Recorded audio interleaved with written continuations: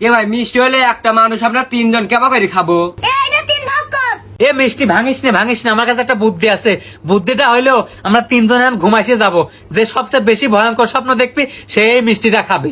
আচ্ছা তাহলে ঠিক আছে, আমরা তাহলে ঘুমাই। 5 মিনিট পর। ওরা সবাই ঘুমাসে গেছে, এই সুযোগে মিষ্টিটা খাই।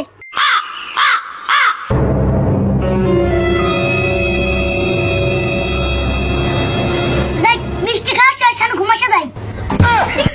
2 ঘন্টা পর। কেরে দিশান উঠিস নাকি? ওঠ, কেরে ওঠে, কার কত ঘুমাস ওঠে।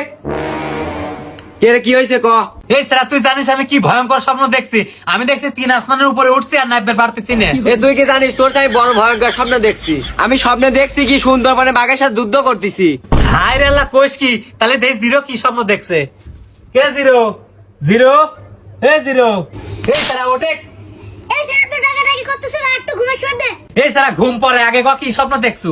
এ ভাই আর স্বপ্নের কথা কইস নে, আমি একটা বড় ভয়ঙ্কর স্বপ্ন দেখছি। কি স্বপ্ন দেখছো তাহলে ক? আর ভাই কইস নে, বিশাল বড় এক শয়তান লাঠি লাইছে। লাঠি লাইছে করছে যে জিরো আর মিষ্টিটা খা, নালে তোকে বাইরে মারিয়ে দেবো। সেজন্য আমি ভয় করে ঘুম থেকে উঠে মিষ্টিটা খাওয়া লাইছি।